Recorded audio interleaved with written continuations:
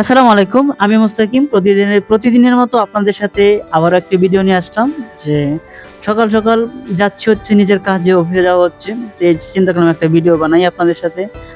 তো আজকের আবহাওয়াটা ছিল খুবই দারুণ। আকাশ ছিল মেঘলা ভাব। তো রাস্তায় তো রোদ ছিল না। তো যেতে একটু মাস্ক পরে যাচ্ছি যে রাস্তায় অনেক ধুলাবালি থাকে, এজন্য সবাই মাস্ক ইউজ করবেন। তো আমি যখন যাই, এই জায়গায় যখন দাঁড়াই, এই জায়গায় সবাই বাসের জন্য ওয়েট করে তার গন্তব্যস্থলে যাওয়ার জন্য। আমিও দাঁড়িয়েছিলাম কখন বাসটা আসবে, যখন আমি সাইনবোর্ড যাব। তখন এই যে একটা বাস আসলো, তখন এই বাসে উঠে গেলাম। উঠে চুলটা ঠিক করতেছি যে ঠিক আছে কিনা।